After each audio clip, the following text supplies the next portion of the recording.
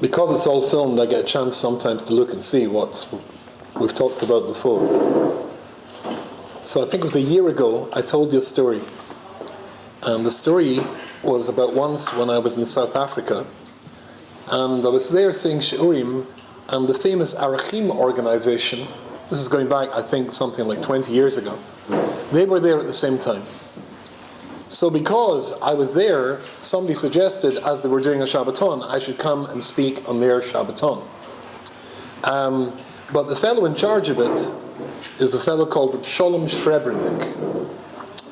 And he wanted to verheer me, to make sure that what I was going to be speaking about would stim, would match and complement the theme of their Shabbaton, which sounded reasonable.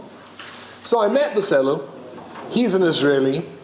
They say about Israelis, there's a dimion, they like to compare Israelis to sabras, you know, that prickly fruit that's prickly on the outside and zis in the middle. And he was, I must admit, when we met and he interviewed me, pretty prickly. And so he said, what do you want to talk about? I said, like a shir and Shabbos. And what do you want to say? So I don't know. And I said, I disagree, he said. And he said, no, that's no good. And he had all sorts of titles against the token of my shir. And then what else would you talk about? So I thought I could talk about something else. I can't remember what it was. And again, he thought it was no good. And this went on, I think, 3 in a row. And because of my exceptionally wonderful midas, I remember thinking, chutzpah. And because those who know me will know that I am one of the greatest anovim that the world has ever seen. And I remember thinking, I've heard you speak. I'm better than you. Because that's how much of an onav I am. I've got a very good friend called Rabbi David Orlovsky. I don't know if you've come across David Orlovsky. He's billed as the funniest man in the world. And he was talking to another fellow called Leib Kellerman. Rabbi Leib Kellerman goes around the world giving shiurim. How much does he charge for a Shabbos? In those days, are you sitting? I don't want you to be chewing when I tell you this. $10,000 for a Shabbos. So Orlovsky, in his inimitable style, said to him, how come you got $10,000? And he looked back and said, because I asked for it. Right?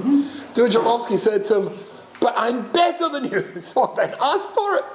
Interesting. So sometimes you chap a gaiva, and I'm afraid I'm actually quite ashamed to say, I remember thinking, a chutzpah, I'm better. But you know what?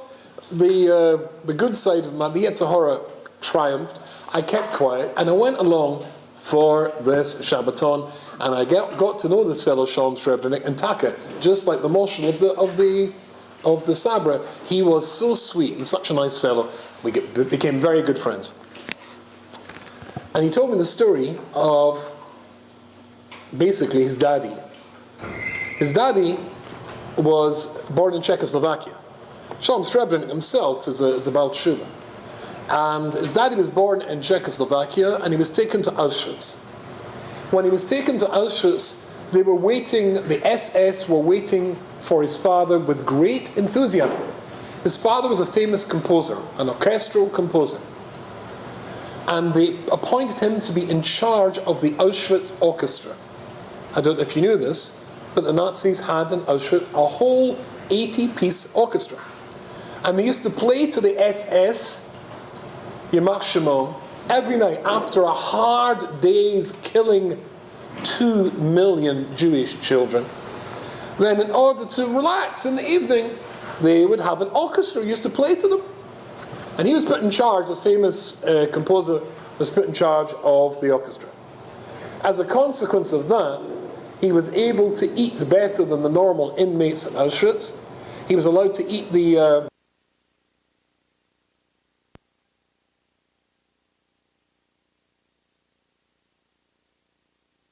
to Erev Yom Kippur. And you can't surely criticize the Nazis when it comes to cruelty. They were Elohim when it comes to cruelty.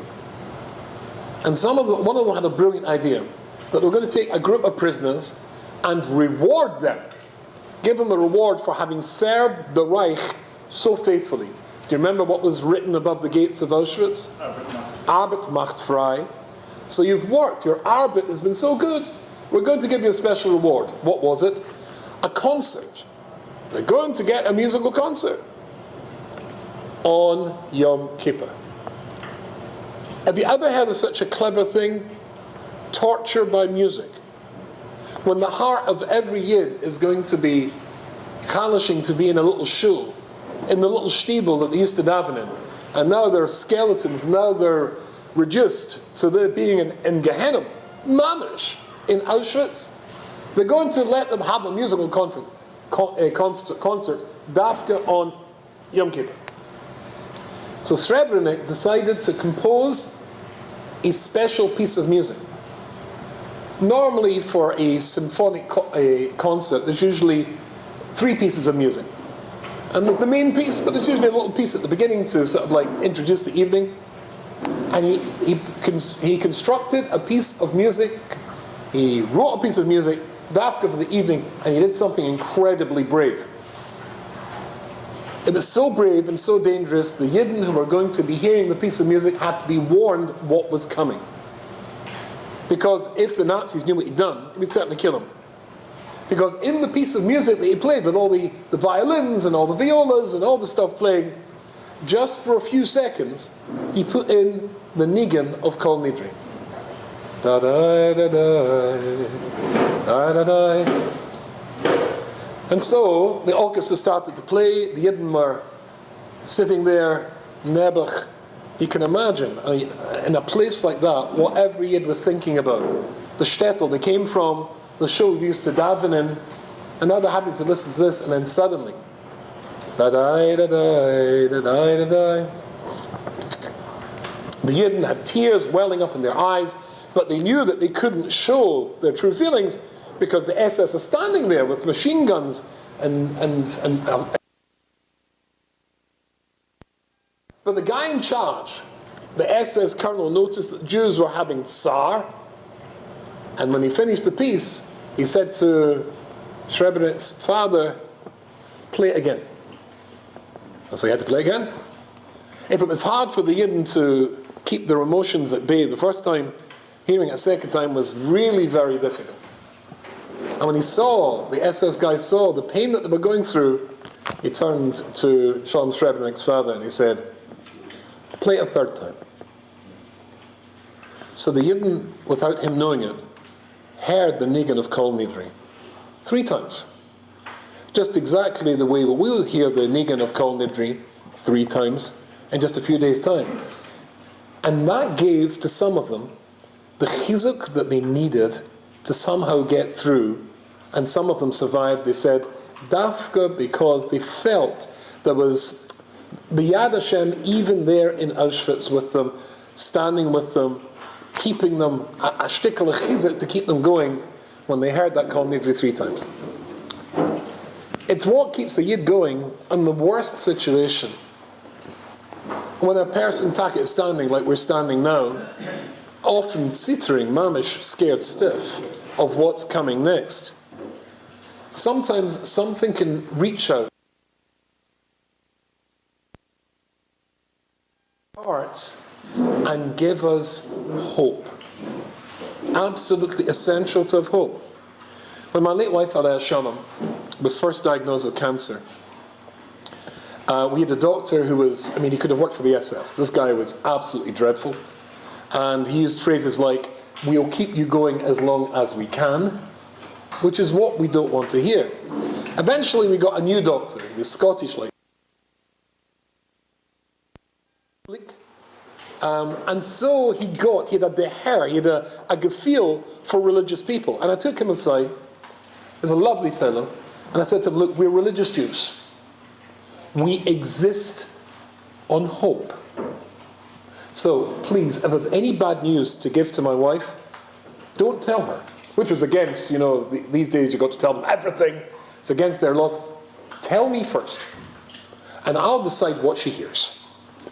And he was masking. He agreed. And that agreement was hugely important in keeping my wife going for the 5 years from the beginning of her illness to when Hashem Yisbarach wanted her neshama back again. Because I was able to maintain as much as possible hope. And when a person gives up hope, they give up everything.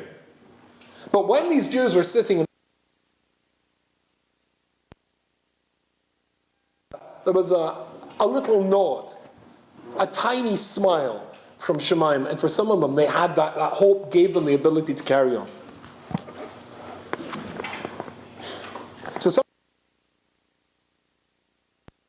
And sometimes, Taki, we feel there is no hope.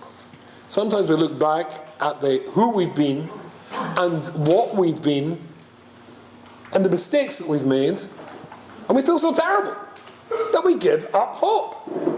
That is such a mistake. Such a mistake. I want to try to explain in a little why you should know, not even never give up hope. You should know that you're justified in having hope when it comes to Yom Kippur. So I want to tell you a story I just heard. I've got a new chavrissa. He's a wonderful, wonderful fellow. He's a rabbi. And we learn in the mornings in the yeshiva, which I teach in, Shar Yoshev. So I've got this geschmack chavrissa, and he's called Rabbi Yitzchak Young. He's a Talmud Chacham, very fine person. Taka, his wife, was my wife and I, my second wife and I, were actually staying with them when his wife was nifteris. She was an incredible, fabulous Rebbitzin, and we started to learn. So we've got a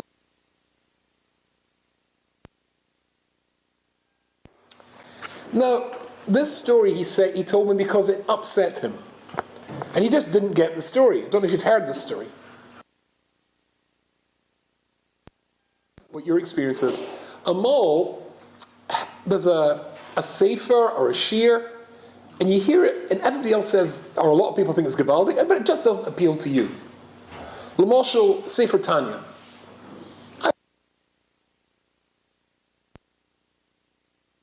It appealed to me. I love the Bnei Yissaschar, and I love the Shem Shmuel, and I love the Yismach Yisrael, and I certainly love the Divrei Yoel.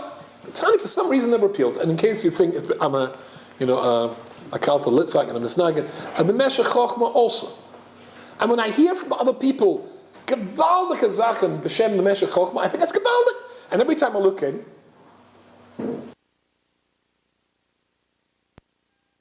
so it's a sefer attracts you, a derech attracts you, it appeals to you, and sometimes it doesn't. He heard the story and it just didn't appeal to him at all, and I loved it. And this is the story, it's a true story. Rabbi Dessler is a Chesed Livrocha, one of his great Talmidim, was somebody called Reb Chaim Friedlander. Reb Chaim Friedlander, that's one of his Svarim here, Sisi Chaim. There's about 10, I think, of his Svarim come out. Very similar style to his Rebbe, Rabbi Dessler.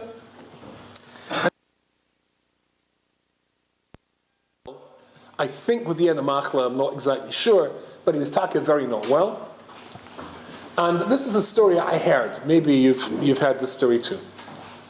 The story went that Rav Friedlander came back from the doctor, and he wanted to go to. He was also, incidentally, as Rabbi Dessler was the Mashgiach of Ponevezh Yeshiva, so too was Rabbi Friedlander. So he came back from the doctor, and he came back from the doctor. He wanted to go and speak to Rav Shach. When he came to the yeshiva, Rav Shach was in a room having a meeting with some of the other rabbis and Rosh Yeshiva of Ponevezh. And so Rabbi Friedlander just took us outside. But there was a bocher. And bochrim very often have a little bit more chutzpah than older folk. And he saw Rabbi Friedlander was sitting there. He probably knew he wasn't well. So he knew the meeting was going on, so he just went over and opened the door so that Rav Shach could see that Rabbi Friedlander was waiting outside. So he jumps up from the meeting and said, Rabbi Friedlander, come in, and you come. And the door closed. The bocher stood outside.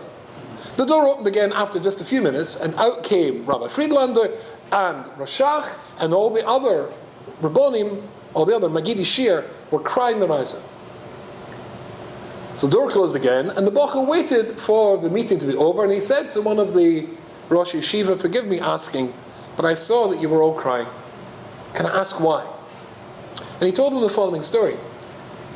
Rabbi Friedlander, as I said, wasn't well, and he'd just come back from the doctor.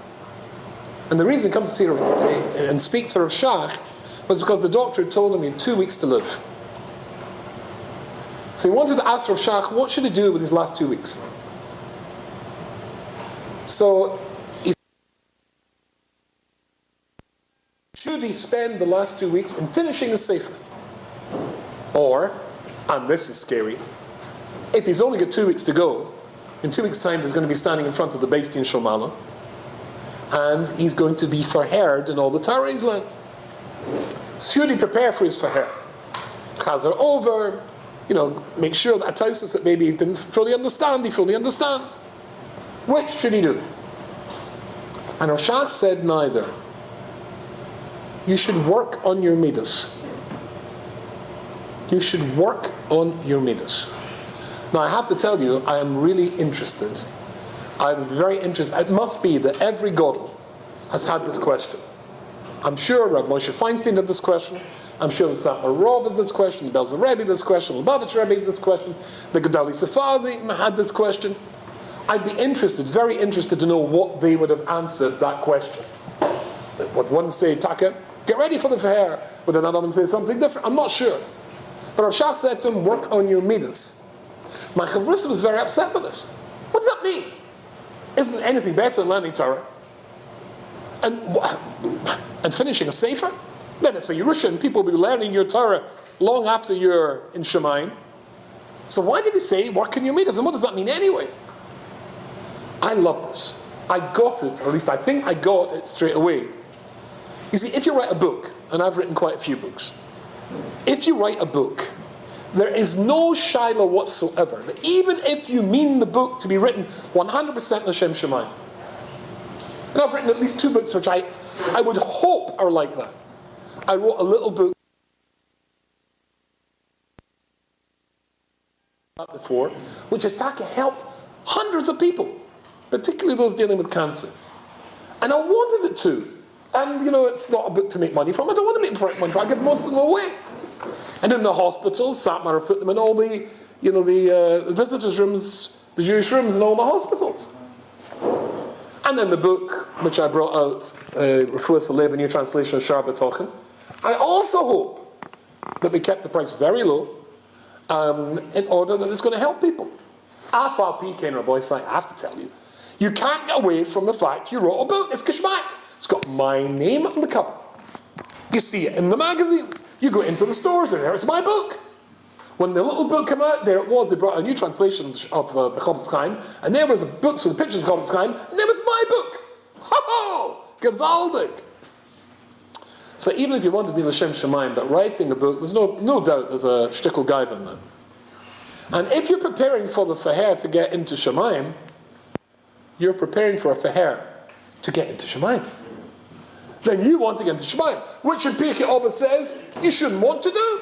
That shouldn't be your motivation for your avodas Hashem. Is you want the schar, you should be like the Eved who serves the master Shalol Kabel Pras, not one who gets the reward.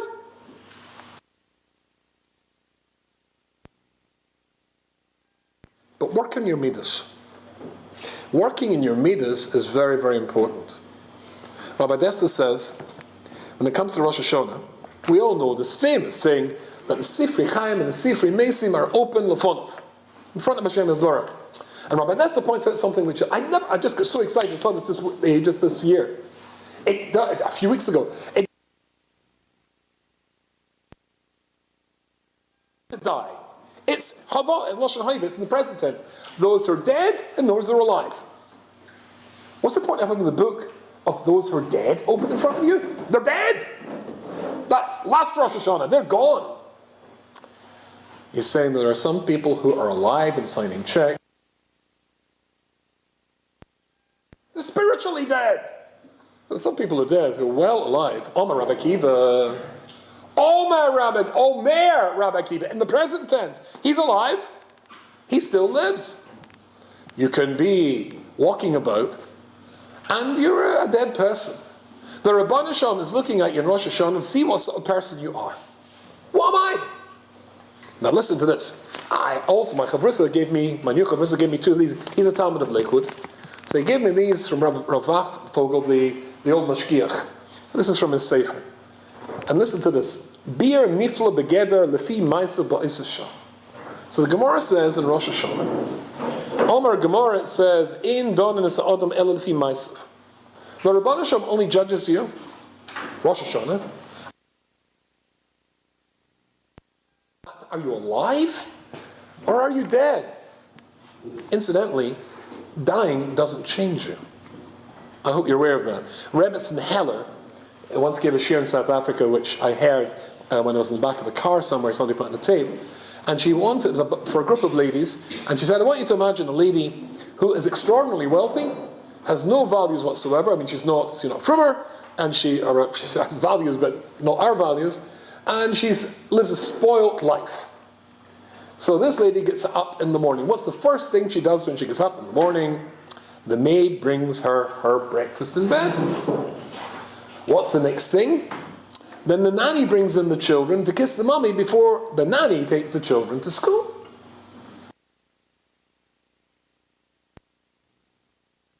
Her sports clothes because her personal trainer is coming. So she works out for an hour.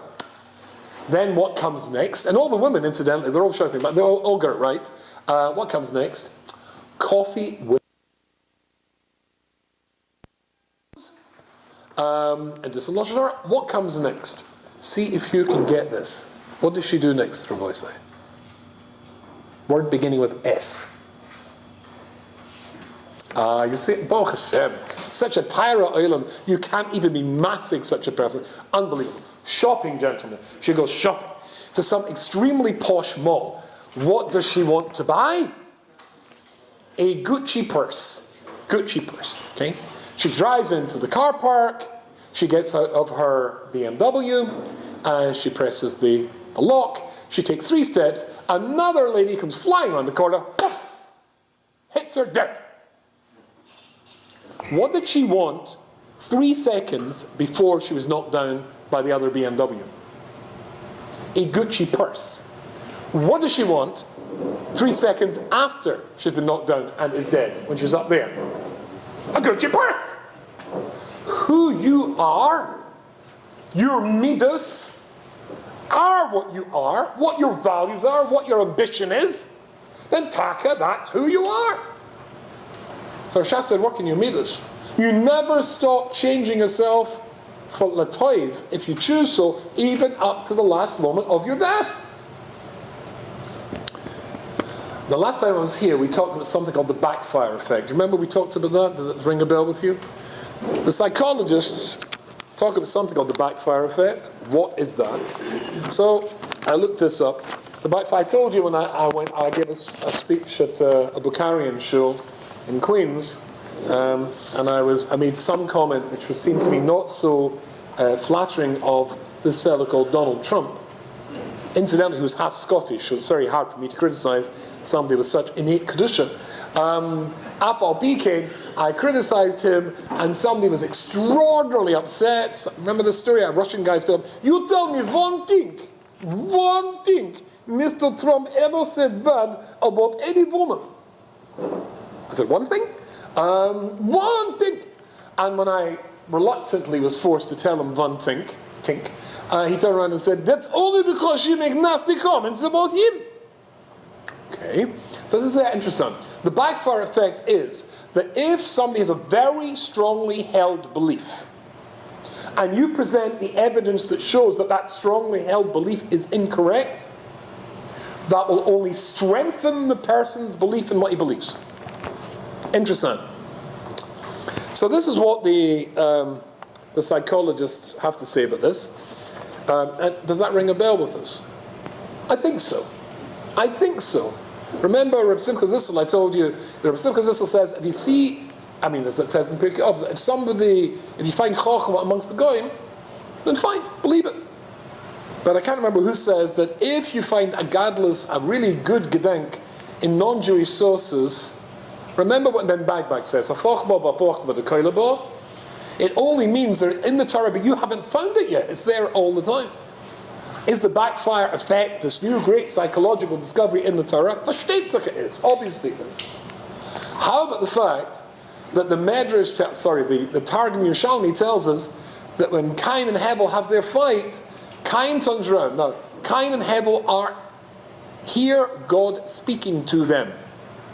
What is the word we use for people who hear God speaking, leaving aside the word schizophrenic?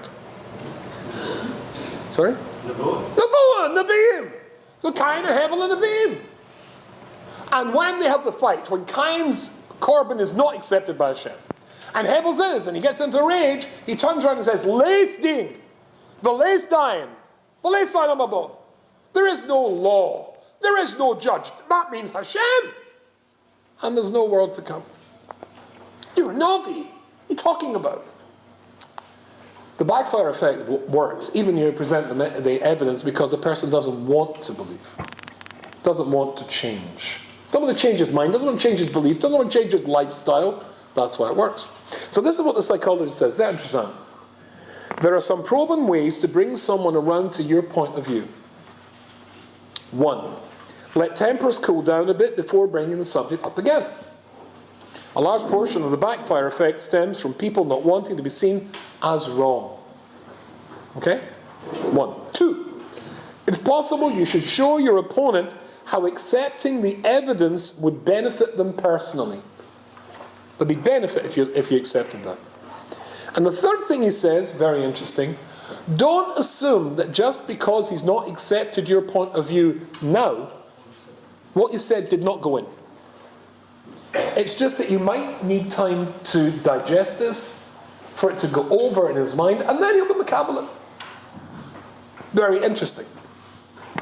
All three of these ideas you'll find in Divrei Chazal. Yaakov Avinu, Moshe Rabbeinu only gives Tzachaka to Klal Yisrael at the end of his life.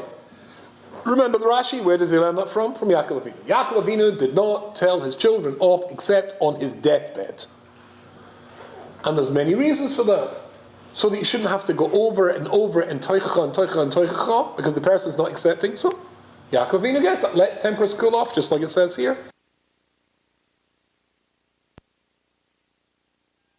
Maybe he was makabel, and show them a benefit that you have from taka accepting what you're being told. So we're coming to Yom Kippur. And Rosh Hashanah, you've had droshes on a shir, I'm sure, about Rosh Hashanah, and how it's, everything is geschrieben, what's going to happen to you, what's going to happen to your family, what's going to happen to our Kehillah, what's going to happen to Klal Yisrael, is all written down. This is Aleph Beis, we all know this. And I remember I used to write for a certain magazine, a certain newspaper, many years ago. I wrote a piece at this time of the year saying that Teshuvah is an easy mitzvah. My editor, who was a Rosh Koilel, and a wonderful person, Talmud Chacham, and a very fine person, would not publish it. I said, why not? He said, I don't want people to think that Teshuvah is an easy mitzvah. I said, Ploini, I hear what you're saying. The only problem is that God says that's an easy mitzvah. Remember that pasuk in the Torah? Right? Lo niflas hi mimcha, lo b'shamayim hi. It's not so far away that you'll not be able to do this. Korav l'cha, it's very easy, near to you. What's that mitzvah talking about? The mitzvah is talking about teshuvah. I said, oh, I'm very interested. You don't want people to say it. But God says it. You know the joke about the fellow who dies and goes to Shemaim? You know that one?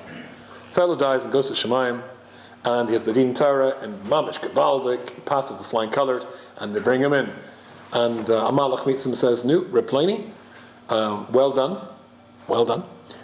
We always bring people to have a celebratory dinner that they've managed to arrive. Please come down," sits at the table, and here's the menu. This is what you can choose. Thank you very much. He says, excuse me, the kashrus, yes? What's the kashrus? The shkita was done by Avram Avinu. And the butcher? The butcher was Moshe Rabbeinu. And Hashgacha?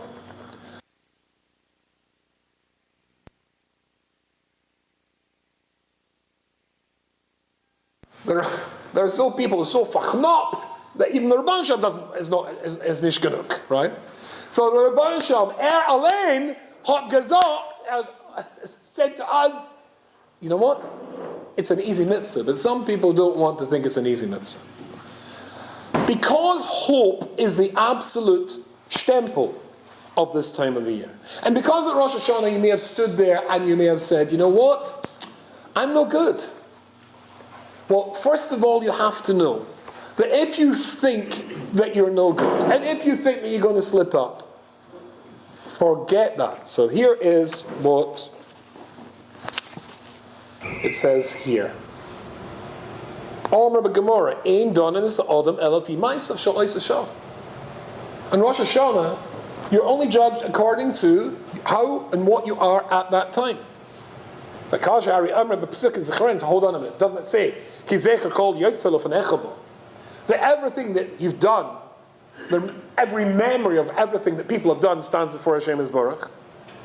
So this is what Rabbi Fachvogel says. What is your kavanah at that time? The Mashgiach says, sheyesh b'kol asiyas achet shnei chalakim. When you do a chet, there are two chalakim. One is etzam achet, the thing itself. Beis hagabra she'osas chet, and you as somebody who did the avera. Uber Rosh Hashanah, listen to this. Uber Rosh Hashanah donin es ha'odam ezesu gabrahu. That thing is not on the avera; it's what sort of person you have become. Where are your midas standing? What sort of person are you? The deen on Rosh Hashanah was settled according to your ambitions as what sort of Jew you wanted to be. So if you daven because you want a new Porsche, or you want, more money and stuff like that, that's not what it's about. But if you honestly davened that you wanted to be a better Yid, and you wanted to be somebody who was close to Hashem, and you wanted to learn more, be more, help more people, do more chesed, if that was your ambition, that was your Deen Torah Rosh. And sometimes you feel, you know what, that's very nice, but it still doesn't go in. I don't feel I've done that. Just because it doesn't go in doesn't mean say it's not going to go in. The backfire effect, sometimes it takes a little while for it to go in. In fact, it can take 10 days for it to go in. In Rosh Hashanah and Yom Kippur, and sometimes then it sinks in. You need a little bit of time. We're not finished. Rabbi Leib Gurevitz, the Rosh Yeshiva of Gate, said, why is Rosh Hashanah first? That's the Yom Adin. And then Yom Kippur. Why not have it the other way about? Normally you prepare for an examination. Why not have Yom Kippur first, 10 days, and then Yom Adin? Because Hashem Yisborach was scared that you would not prepare properly. Some people leave exams to the last minute, especially if they're called Rubinstein. You leave it to the last minute, but sometimes the last minute's too late. In order to make sure you don't leave it to the last minute, Hashem Yisborach turned it the other way about. But listen to this, Rabbi say. This is so exciting. I found this this year, although I've learned this before. I don't know why I never stuck in my mind. Here is the Chovos HaLevavos in Shar Tshuva. I'll try and say this outside to speed things up. You've done something wrong. Anything you've done wrong to Hashem Yisborach, versteht sich, it's easy to get Him to forgive you no matter what my editor said. It's an easy mitzvah. Suppose you did something wrong to somebody else. People are harder when it comes to forgiving. Or am I wrong?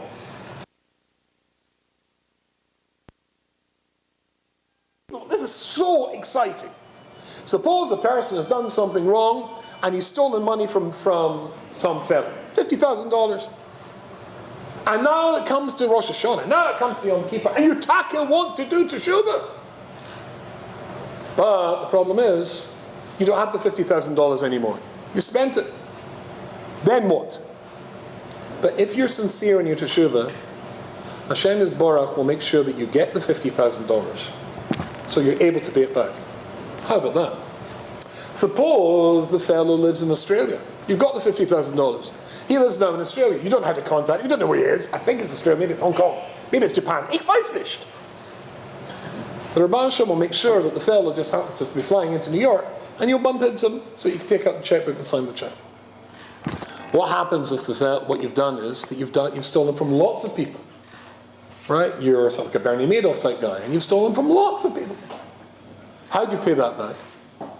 Well, even then there is teshuvah, and that is that the person will engage or will bring up a project which benefits a whole klal, a whole shtot. L'moshel, if you cross the Verrazano Bridge, there is a toll. You've probably noticed this. Does anybody know how much the Verrazano Bridge makes a day? $14 million a day. I researched this. $14 million a day. So suppose you decide, with your money that you've stolen from people, but you want to do teshuva, you're going to build the Verrazano Bridge. And you're not going to charge people. That way everybody benefits and you can get it back that way. Suppose the person will not forgive you. You hurt him so badly he won't forgive you. But you really do teshuva. Says the Chovos Levovos, the Rebbeinu Shalom will change his mind. The Rebbeinu Shalom will change his mind.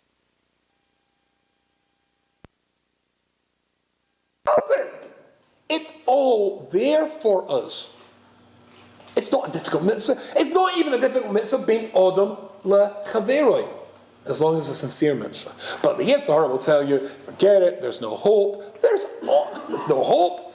It's an easy mitzvah. And Hashem will make sure that.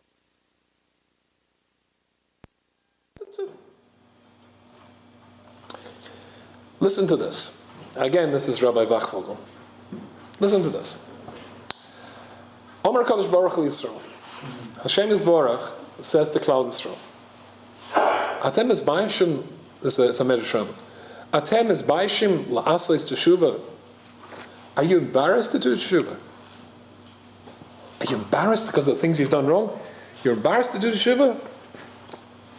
Hareini Shov Risha. I'll do teshuva first. I'll do teshuva first. I'll come to you. Rabbi, so you listening to this? The Rebbeinu will do teshuva first. What does teshuva mean? To return. To come close to Hashem. You're embarrassed to come close to me? I'll come close to you. I'll stretch out to you. What's what teshuva mean? To return. I'll come back to you. You don't have to worry about this. I will send you a sign. I will let you know. It's called Rosh Hashanah. It's called Yom Adin. I will do everything possible to get you back again. I was getting a share in Borough Park about a year and a half ago. It was in a hospital or a rehabilitation place, I can't remember. There was about 200 very old people, old Yidden. Some of them very, very ill. And I gave the share. Even though they'd lived lives somewhere, or grandparents, or great-grandparents. But in the eyes of Hashem Yisborach, they're just klein kinderlich. We're all just klein kinderlich. His. He knows we've messed up. He knows sometimes the Yetzer Hara persuades us there is no hope. He just wants you back. Every father loves a little child. Okay, you're all wrinkled, and you're grey, or you've gone bald, you've got a boich, it doesn't matter. He sees it as this little child. Little child you once were, the poshita that you once were. Straightforward, with a poshta emunah, and a love for Hashem Yisborach, like a child has. I'll come back first to you. Ryan Khan means as an idea of tshuva, even if you've done nothing wrong, it just means that he'll come back to you. There's a time I want you back. And that's Rosh Hashanah, and that's Yom Kippur. There's nothing you can do, nothing you could have done that's not forgiven. As Mesilas, not forgivable. As Mesilas Yesharim says, even murder, even adultery. Look, I've been coming here for a long time. I know some of you know quite well. Don't be embarrassed, please. And you're behind the camera, so the people can't see you again. Feel free. Put up your hand if you murdered somebody in the last.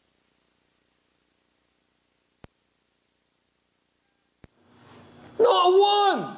But if a hand went up, there's teshuva for that as well. There's teshuva for that too. So what's the tzita? What's the one? Where's the feeling of hopelessness? There is. Hashem Yisborach doesn't say there's hopelessness. Hashem Yisborach doesn't say that you can't. Hashem Yisborach says you can. The Yetzer Hara tells you can. So one last thing, and as we start,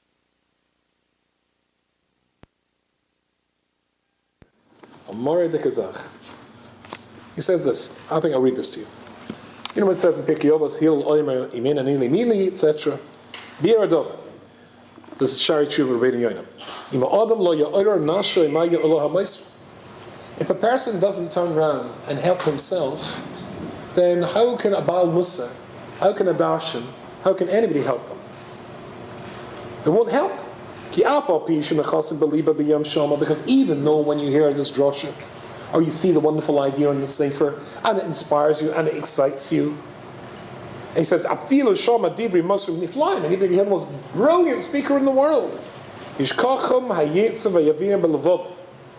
That if you don't act on it straight away, if you don't take this idea and act on it straight away, the inspiration will soon evaporate and be lost as though you never heard it in the first place. So you've got to take these ideas and put them into effect straight away. You've got to tell Hashem, let's start a dialogue with Hashem Yisbarach. You've got to tell him taka, which you should have told him, and maybe you did tell him when the shofar was being blown, I want to be a better Jew. I want to learn more, do more. I really do sincerely regret. Sometimes I slip up. This year I'm going to get to a rabbi, I'm going to get to a rov, I'm going to tell him my problems and ask for his help so I don't do it again. There's always hope. Don't let the Yetzer Hara tell you there's no hope, there's always hope. Because Hashem says it's an easy mitzvah. He'll help you. Other people will help you. He'll come back to you first. You just have to act on that. So don't just think it's just a nice schmooze. I hope it was a nice schmooze. Start now. If there's something that's worrying you, something that's bugging you, something that's rocking or shaking your confidence in you, get tomorrow to somebody who can help you. And the Chavos Levavos also says in the same Shar Tshuva, there is no place, no time, where there's not a tzaddik can help, or will not be able to help you get back on the derech. There is. Make an appointment. Go and see somebody. Have confidence that you can come back. Because you can. It's not me saying that. It's Hashem Yisbarach. I wish you all a gemar v'chasim atayim.